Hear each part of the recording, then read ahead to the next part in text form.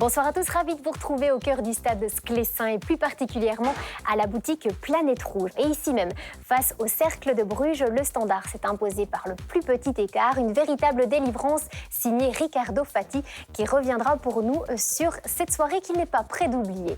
Ensuite, nous aurons un tout autre point de vue sur les travées de Sclessin à travers des personnes indispensables au bon déroulement d'une rencontre, à votre accueil et à votre sécurité. Ensuite, nous terminerons avec un focus sur notre centre de formation, des plus jeunes aux plus grands, de la formation à la signature du premier contrat pro. Vous saurez tout sur l'actualité de notre académie. Mais avant toute chose, retrouvons donc Riccardo Fati, que vous avez élu homme du match du dernier Standard, Cercle de Bruges.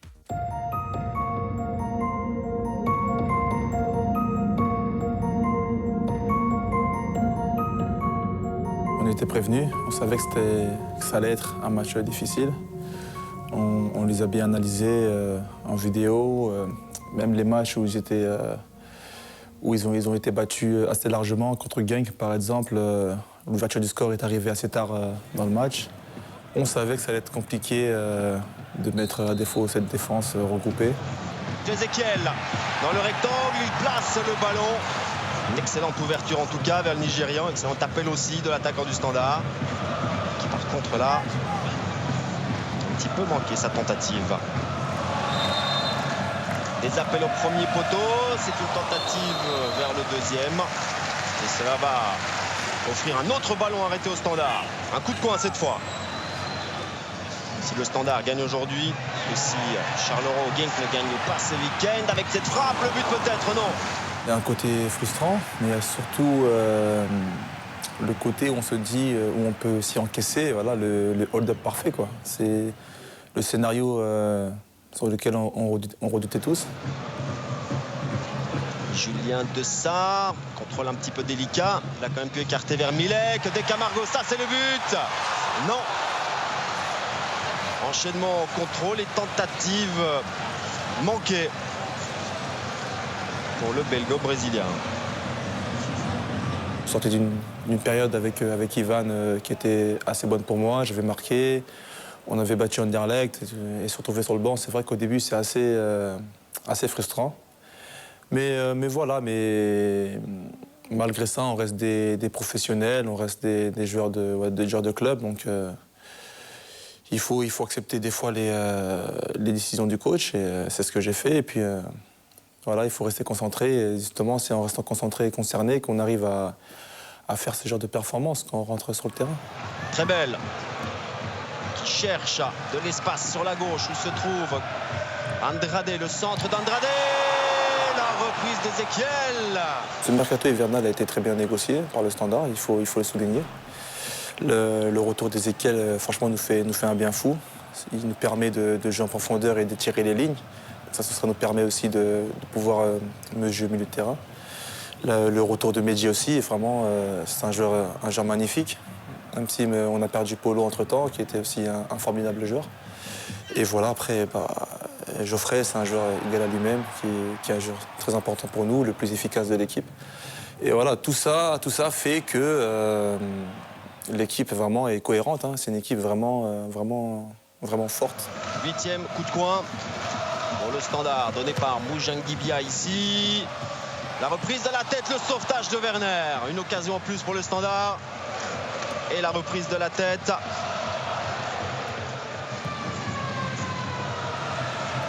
On ne peut pas dire que c'est un siège de la part du Standard, mais les occasions sont là.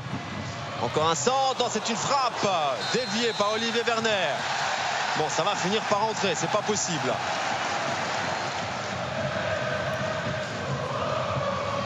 Louis, alors très belle pour la frappe, elle était magnifique, elle était cadrée. Et l'arrêt de Werner est tout aussi magnifique. Si le Standard ne marque pas ce soir, c'est aussi en grande partie à cause du gardien du cercle.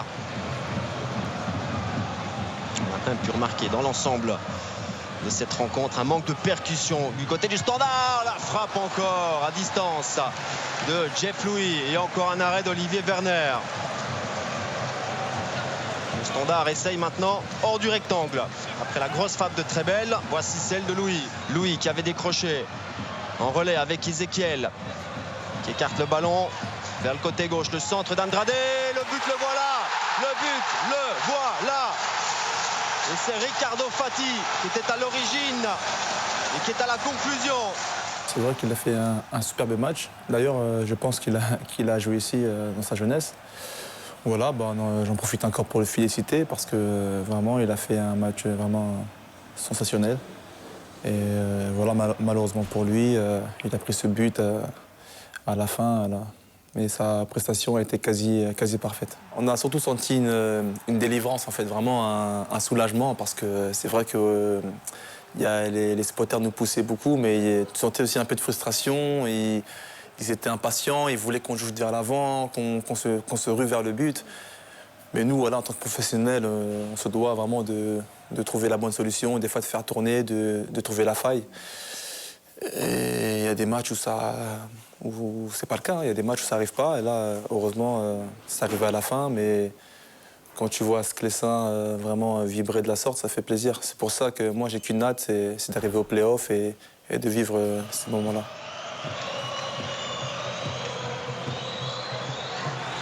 La reprise, elle est cadrée, sauvetage de Thuram, c'est le premier arrêt de Thuram dans cette rencontre. Pour un dernier effort, et puis après ma ligne, on a Genk qui va être, comme je l'ai dit, un avant-goût des playoffs. Donc il va falloir répondre présent déjà à ma ligne, se faire mal et se mettre en mode guerrier pour rapporter les 3 points là-bas, parce que c'est important si on veut terminer dans le top 3.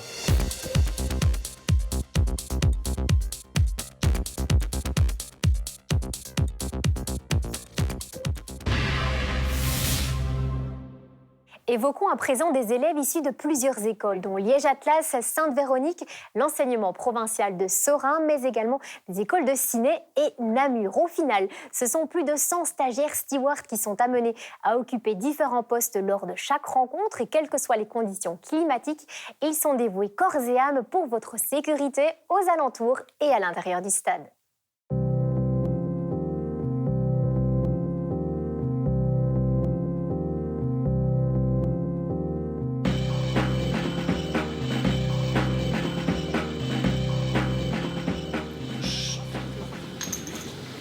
Alors, petit rappel d'avant-match assez important pour éviter tout petit problème pendant et après le match.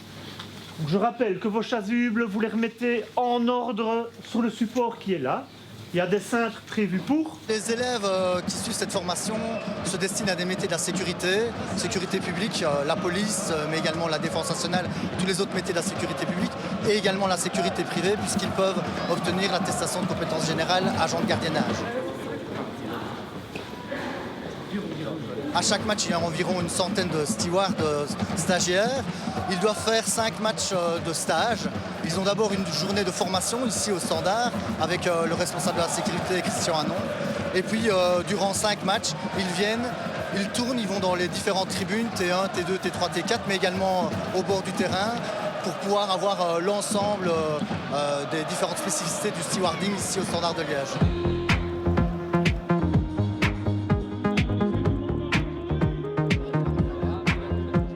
Alors les stewards arrivent 3 heures avant le match. À ce moment-là, les élèves stewards reçoivent leur affectation, dans quelle tribune ils doivent aller. Ils ont à ce moment-là un briefing qui est donné par le responsable de la tribune.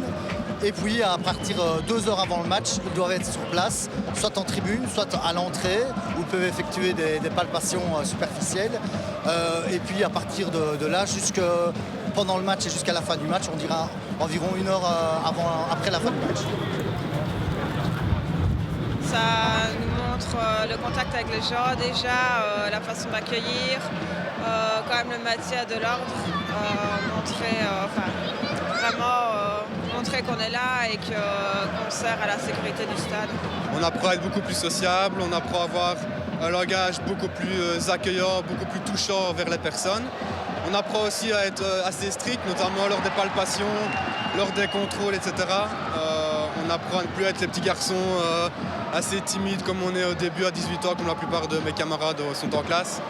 Et voilà, c'est une expérience assez unique en son genre parce qu'en plus nous tournons un peu partout dans le stade et ce n'est que du bénéfice pour nous.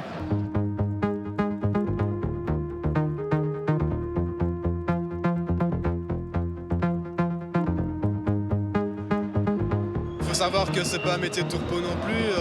C'est vrai que si on aime bien maintenant, comme la génération actuelle, rester devant la PlayStation et rester bien au chaud, il faut surtout pas faire ce genre de métier.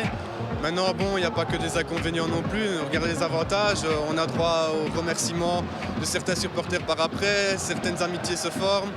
Le contact avec les joueurs, c'est tout bonnement incroyable. C'est une expérience vraiment unique en son genre. Le premier des critères, c'est l'accueil. Donc le steward est quelqu'un qui accueille les supporters qui arrivent. Certains supporters connaissent évidemment, d'autres ne connaissent pas. Donc le steward est là pour accueillir, pour aider les personnes qui ne trouveraient pas leur place, mais également évidemment veiller à la sécurité de chacun lors d'un match de football. C'est une fonction qui peut paraître un peu ingrate parce qu'ils sont là beaucoup plus tôt que les supporters et puis ils sont là encore beaucoup plus tard. Ils doivent rester dehors, quel que soit le temps. Bon, aujourd'hui, il ne fait pas très beau, il ne fait pas très chaud, mais ils doivent rester souriants, affables et accueillants avec les gens. Donc c'est une très bonne, pour les élèves en tout cas, ces 5 matchs de stewarding sont vraiment une très belle expérience professionnelle.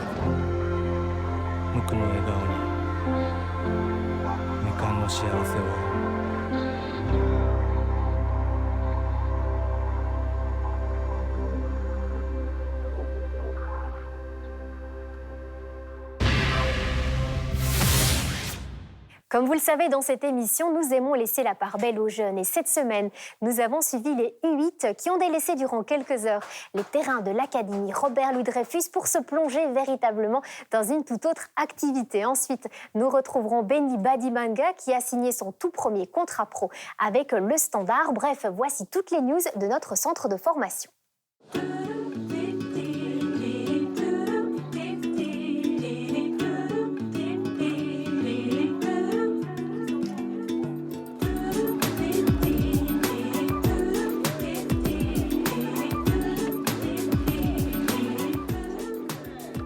On est à la piscine du Sartillement, donc à l'Institut d'éducation physique, donc à l'université. Dans la piscine où ont lieu les cours de natation des futurs professeurs d'éducation physique, où nous travaillons avec le CEREKI. C'est le centre d'études et de recherche en kinanthropologie qui s'attache à l'étude du développement moteur de l'enfant. Depuis plusieurs années, on fait des activités multisports et aujourd'hui est à l'honneur la catégorie U8 où on fait une activité piscine et aussi gymnase où les enfants vont avoir l'occasion de découvrir des parcours aventures et gymniques. C'était surtout de l'accoutumance à l'eau, c'est-à-dire de bien se sentir dans l'eau, d'être à l'aise, de pouvoir sauter n'importe comment, aller sous l'eau, etc. Sauter même du tremplin avant d'apprendre vraiment les techniques de natation. On sait, d'après différentes études, qu'il est très important d'acquérir une motricité fine et de permettre aux enfants de découvrir d'autres activités pour l'avenir, car spécialiser trop tôt les enfants au niveau de l'école de foot est souvent une erreur. Donc en leur permettant de leur donner des activités multisports au sein de notre académie, on parie un peu sur l'avenir aussi. Le Standard, c'est un petit peu un coup de cœur aussi, vu que Guy y travaillait. Et voilà, j'ai toujours quelques attaches avec Carlos qui s'occupe de l'équipe première et ici Dorian qui collabore aussi avec nous puisqu'il travaille à l'université.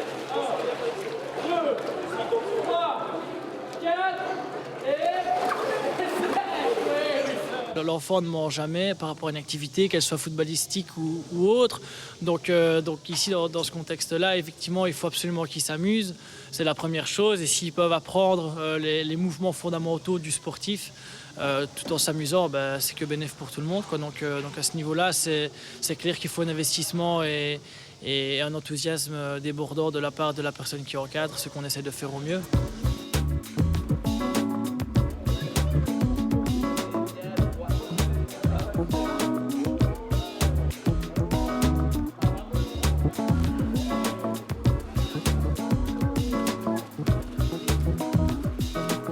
Alors, ce plongeon, il y a certaines techniques particulières, c'est beaucoup de travail, je suppose, derrière. Un petit peu un manque de gainage quand même, mais on peut refaire une deuxième s'il faut, il n'y a pas de souci. Quand ils sortent ici de l'activité, ils se sont dépensés, ils se sont amusés aussi. Ils ont appris sans le savoir en découvrant un parcours aventure dans l'eau et aussi avec des jeux audaces qui leur permettent d'acquérir de la confiance en soi. Ce sont des petits sportifs, donc ils sont prêts à tous les défis et c'est chouette. Ils sont enthousiastes, donc on est enthousiastes aussi.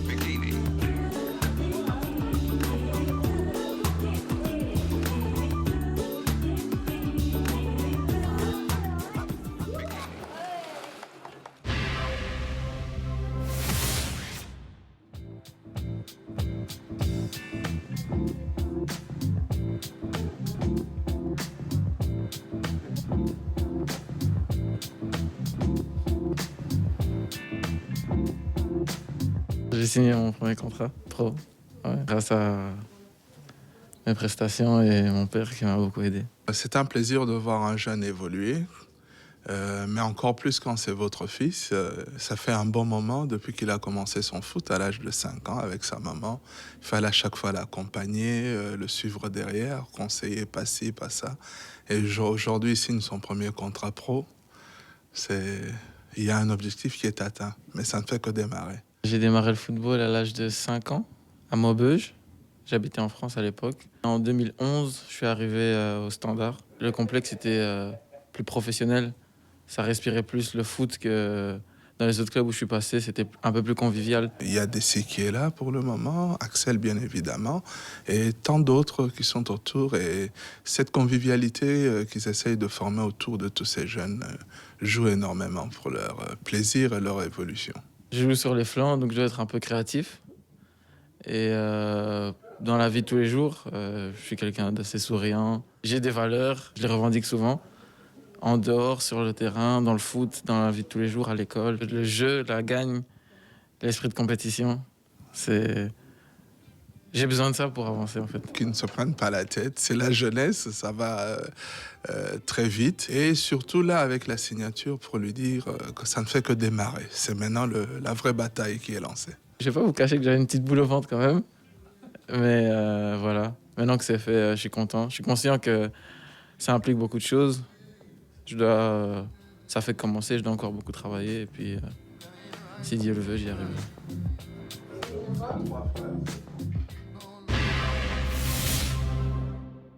Pour terminer cette émission, tirons un grand coup de chapeau à notre section féminine, sacrée championne de Belgique à 7 journées de la fin de la Benelux. Nos joueuses vous attendent le vendredi 27 mars dès 19h30 contre la Gantoise, où pas mal de surprises vous seront réservées. Voilà, le rendez-vous est pris. Quant à nous, le rendez-vous est fixé la semaine prochaine, même endroit, même heure. D'ici là, portez-vous bien. Au revoir.